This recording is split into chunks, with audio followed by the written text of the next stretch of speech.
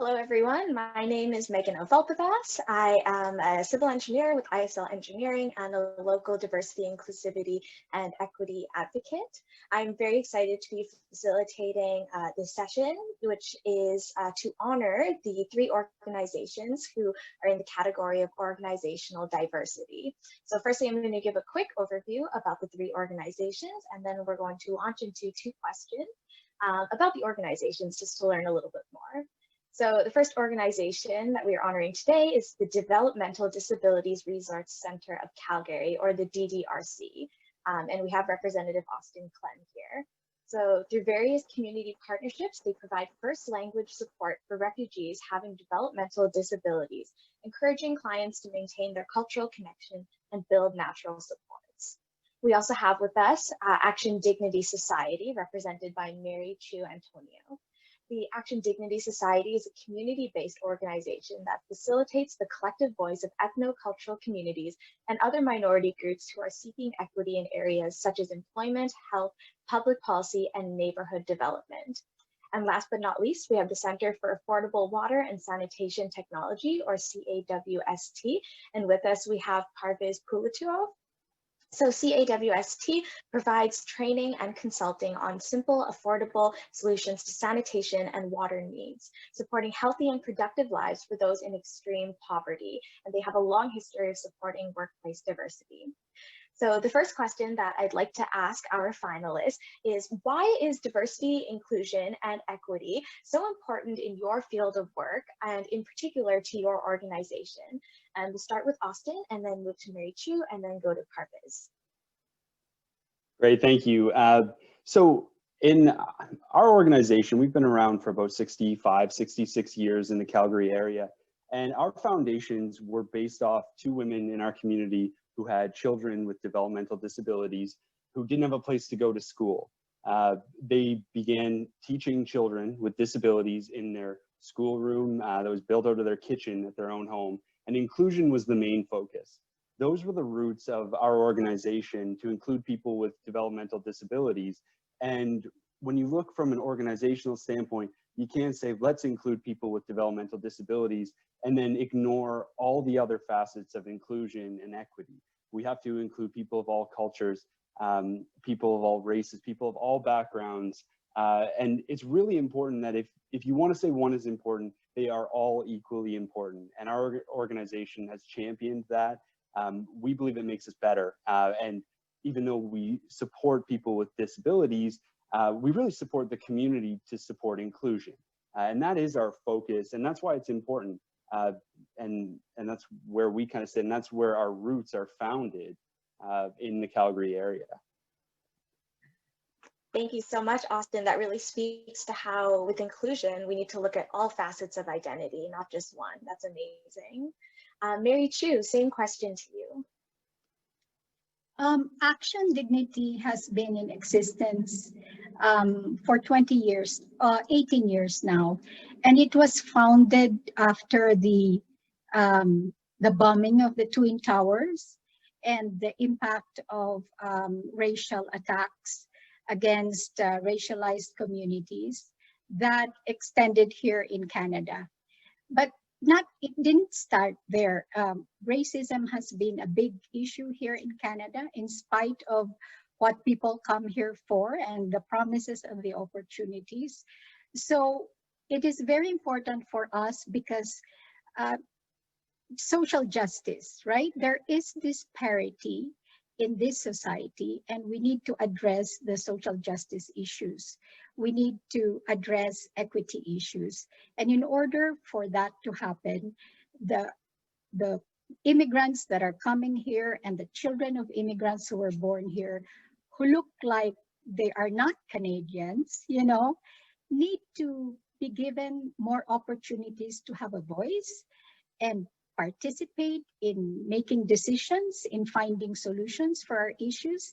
And that is why it's very important for Action Dignity as an organization to address diversity, which honors the contributions of everyone, regardless of race, beliefs, age, or economic status, and address this in on a long-term basis by having collective voice and for people to have a say in the future of this country. And that's what we are for. Thank you. Thank you, Mary Chu. I think speaking about that collective voice is so important because we are so much stronger together. And lastly, Parviz, same question to you. So COST is a Calgary-based Canadian charity and licensed not-for-profit professional engineering consultancy, which addresses the global need for safe drinking water, sanitation, and hygiene in low and middle-income countries. And diversity is very important for us because COST has worked in almost 90 countries in the world, reaching ethnically diverse populations with better water and sanitation, which leads to actually people living healthier and more productive lives. And we collectively, we are from almost 15 countries, almost 50% of our staff actually were born outside of Canada. And we speak around 15, maybe more, a little bit more than 15 languages. And it's very helpful for our work in different countries. There's anytime when we go to any country in the world, there's a big chance that someone in our team was there or worked with somebody there or even lived there. So this is very important for us to be more efficient in our work worldwide. That's incredible. And as an engineering consulting firm, I think you really show that diversity and inclusivity really has a place in all sorts of different type of work. That's incredible. And for the second question that we have, the question is, do you have any advice for other organizations who are trying to improve their equity, diversity, and inclusion efforts? And what would that advice be? And we're going to go in the reverse order. So we'll have Parviz answer the question first, and then Mary Chu, and then Austin.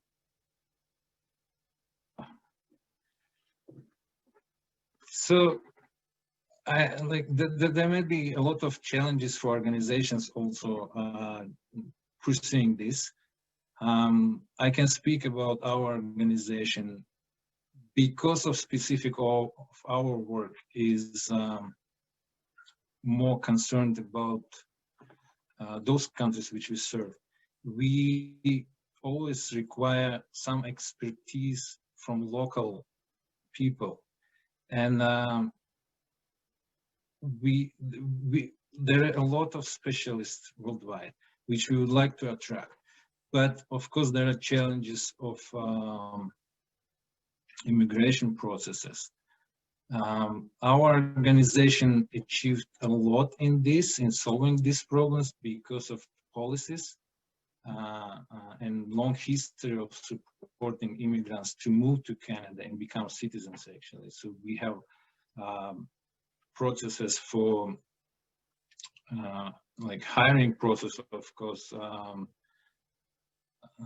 We have packages like moving to Canada, right, to support their moving, support after they settle down here. So working on these kind of issues is very important for any organization who would like to be diverse and multicultural, because there are a lot of expertise worldwide which would be very beneficial for any organization working in this field. Thank you so much, Parviz. You bring up a really, really important issue that I believe we have a lot of work to do on. So thank you so much.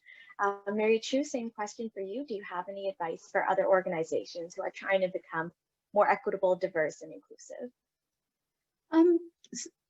As an organization, I think one of the things we need to look at is what are we here for? What are we here for, right? We're here sometimes for ourselves to pursue our own profession. We are here to strengthen the organization and the community, but we're also here to strengthen our society. And when we say society, it's not just your immediate community, your city, your country, and even globally, right? So this kind of an approach is first to look at yourself. How do I educate myself to really embrace the meaning of equity by respecting the history of this country and respecting the indigenous and the First Nations that were here? That was my biggest learning here. And then also to respect those who are new and treat them equally and give them equal opportunities. And so as an organization, we also have to look at the disparities in the leadership structure, the board, the management, the members, and the people you serve. They should all be treated equally with respect. And then in the community, give them opportunities, see them as contributors to solutions and not just mere recipients. We are not professionals who are giving something to the people, but we are working with the people. So learning from people with lived experiences, giving them these decision-making opportunities. And that is how, as a society, we can improve how everybody will be living in this country and this world. Thank you. Thank you, Mary Chu. I appreciate how you spoke to kind of the different levels, starting with ourselves and then our organizations and our community and our society. Thank you so much. And last but not least, we have Austin. Same question to you.